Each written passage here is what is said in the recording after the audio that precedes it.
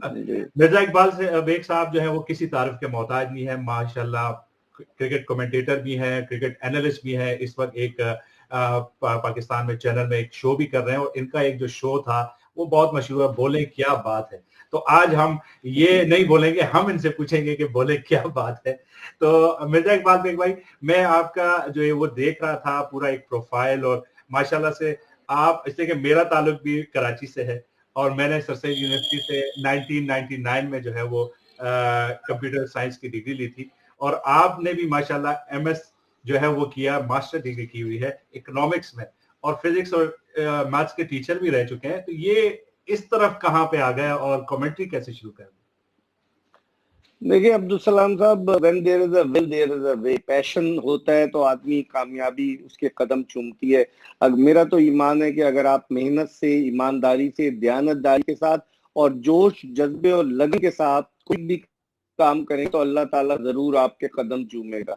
तो मेरे साथ भी यही हुआ कि मैं पढ़ाई में बहुत तेज था, पढ़ता था, लेकिन मेरे वालिद मुझे कहते थे कि तुम्हें ये क्रिकेट खाने को नहीं देगी। मैं क्रिकेट के मैचेस देखने के लिए जब मैं कॉलेज में था तो मैं चला जाता था। मेरे घर के पास एक क्रिकेट ग्राउंड था जो कायद आजम मेमोरियल क्रिकेट क्लब ग्राउंड के नाम से मशहूर, अब भी मौजूद है, वहाँ एक्टिविटी कम होती है तो मैं मैच देखने चला जाता था। बस वहीं से मुझे शौक पैदा हुआ क्रिकेट का।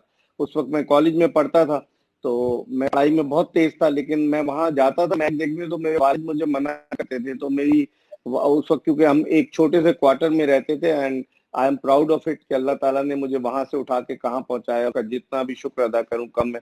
और आदमी को अपना माल नहीं भूलना चाहिए। लोग कोई सोने का चम्मच लेके नहीं पैदा होते। दुनिया के आप मुख्तलिफ लोगों की मिसालें लें कि जो लोग नीचे से आए और अल्लाह ताला ने फिर उनका करम किया। तो मेरे साथ भी यही हुआ। मुझे क्रिकेट का शौक था तो मैं जो था वहां मैदान में जाके मैच के लिए देखता रहता जी।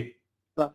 लेकिन चूंकि एक दरवाजा आने और जाने का एक ही दरवाजा था तो मैं वापस नहीं आता था। मैं लंच में भूखा प्यासा वहां बैठा रहता था कि अगर मैं वापस घर चला गया तो मेरे वालिद मुझे दोबारा इजाजत नहीं देंगे आने की, और मेरा पैशन था।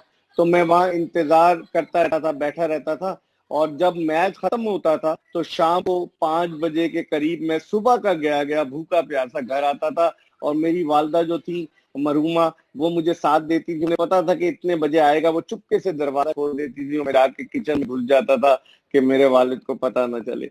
तो वहां से मुझे शौक हुआ, और फिर उसके बाद रफ्ता रफ्ता फिर मैंने अपना एक क्लब बनाया, मॉडल क्रिकेट क्लब। ये कराची में एयरपोर्ट के पास मैदान हुआ करते थे, अब तो सिविल एविएशन ने खत्म कर दिए। तो वहां मेरा क्लब था, मॉडल क्रिकेट क्लब, और उस क्लब में सईद अनवर भी आते थे प्रैक्टिस करने के लिए। उस क्लब से राशिद लतीफ शुरू में आते थे जब छोटे थे, आसिम कमाल, अतहर लईक, मतलब टॉप के पाकिस्तानी क्रिकेटर्स जो थे। वो क्लब बड़ा अच्छा था। जी जी जी। हाँ, तो मैं वहां पर वो मैंने फिर क्लब जब मैंने देखा, अब्दुल सलाम साहब और मलिक साहब, जब मैंने देखा कि मुझ में इतना पोटेंशियल नहीं कि मैं एज अ क्रिकेटर अपनी सलाहियतों का लोहा मनवा सकूं, तो मैंने क्लब क्रिकेट ऑर्गेनाइज करने पर तवज्जो दी और मेरे क्लब का नाम था मॉडल क्रिकेट क्लब। और फिर मैंने रमजानों में एक टूर्नामेंट बड़ा मशहूर कराया। हमारे क्लब में एक फास्ट बॉलर था, डाउ मेडिकल कॉलेज का स्टूडेंट था, उसको ब्लड कैंसर हो गया था और उस बेचारे की डेथ हो गई। आफाक बट नाम था। उसके नाम से मैंने रमजान में एक टूर्नामेंट कराया, which was one of the most popular tournament. और लोग तकरीबन 5-6 हजार लोग मैदान के इर्द गिर्द, कोई सीटिंग अरेंजमेंट तो था नहीं, सर्कल में बैठ के मैच देखते थे। तो वहां से फिर मेरी ये शुरू हुई।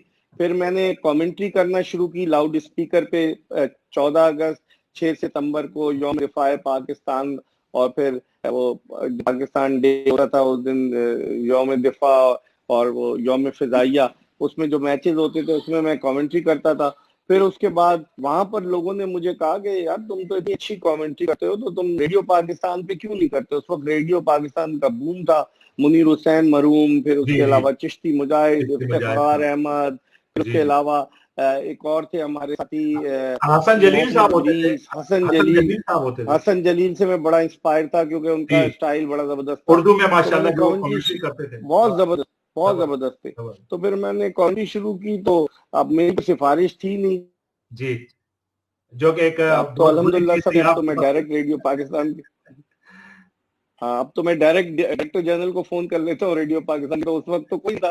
फिर मुझे किसी ने कहा कि वहाँ कराची में एक बख्तियारी यूथ सेंटर का ग्राउंड है, नॉर्थ नाजिबाद में बोर्ड ऑफिस के पास। बिल्कुल। तो वहाँ उन्होंने कहा कि यहाँ फाइनल होता है नाजमाबाद सुपर कप का।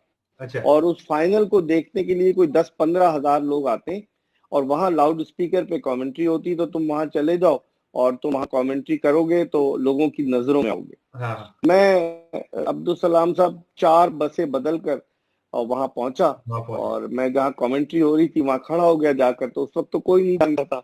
तो एक आदमी को तरस आ गया, उसने कहा यहाँ क्यों खड़े हो? मैंने कहा मैं 18 किलोमीटर से 4 बसें बदल कर आया हूँ, मुझे कमेंट्री का शौक है और मुझे लोगों ने कहा है कि यहाँ चूंकि पब्लिक है तो तुम नजरों में आओगे। मैंने कहा मुझसे 2 बार कमेंट्री करा, अगर मैं अच्छी करूँ तो मुझे दीजिए मौका, वरना मुझे हटा दीजिएगा। तो उस आदमी को तरस आ गया, उसने कहा यार, अपने एक दोस्त कर रहा था, उसने कहा यार जरा इस लड़के को माइक देना। उसने मुझे माइक दिया, मैंने 2 ओवर कमेंट्री की, मैंने बहुत अच्छी कमेंट्री की। उसकी तरफ मुड़ के देखा तो उसने इशारा किया करते रहो। अब मैं 7 ओवर्स तक कमेंट चुका था, कितने में उस टूर्नामेंट का एक डायरेक्टर आया और उसने आकर के मुझसे माइक, अच्छा, तो जो जिसने मुझे कमेंट्री दी थी वो कहने लगा बहुत अच्छी कमेंट्री कर रहा है। उसने मुझसे कहा भाग जाओ यहाँ से, और उसने अपने पट्टर को मार दिया और मुझे नजर नहीं आना, जाओ। अब मैं 4 बसें बदल कर वापस आ गया। अब मैं वापस आ गया और बड़ा दिल बर्दाश्त नहीं हुआ, मैंने मेहनत जारी रखी। लेकिन मैं ये इसलिए बता रहा हूँ कि लोगों को पता चले कि अल्लाह ताला जो ऊपर मौजूद है वो किस तरीके से दुनिया गोल है और मेहनत का सिला कैसे देता है। मैं उस आदमी को नहीं भूला जिसने माइक छीना था। 4 साल के बाद मुझे पाकिस्तान टेलीविजन पर मेरी मेहनत का सिला मिला। पाकिस्तान का एक अंडर 19 का फाइनल था, उसकी कमेंट्री मुझे मिली। सिकंदर बख्त और हारून रशीद मेरे साथ थे। अब मैं नया था, मैं सुबह सवेरे पहुंच गया नेशनल स्टेडियम कराची। मैं कमेंट्री बॉक्स में बैठा था, उस वक्त तो कंप्यूटर था नहीं, 90 की बात कर रहा हूं मैं, स्टैट्स वगैरह हाथ से लेकर गया था कि अच्छी कमेंट्री करूं। तो एक आदमी कमेंट्री बॉक्स में दाखिल हुआ सुबह सुबह और एक उसके हाथ में कागज था, उसने मुझे दिया।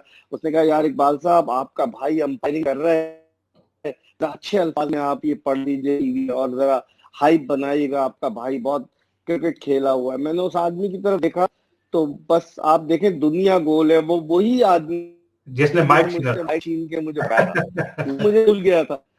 हाँ, वो तो मुझे भूल गया होगा क्योंकि इतने लोग दुनिया में एक दूसरे इंटरेक्शन करते हैं, लेकिन मैं उसे नहीं भूला था। सही। और मैंने उसकी तरफ देखा, मैंने उसको कहा कि मैं वही हूँ जो तुम 10 साल पहले भगा दी। लेकिन मैंने फिर जो है वो उसका जिक्र किया अल्फाज में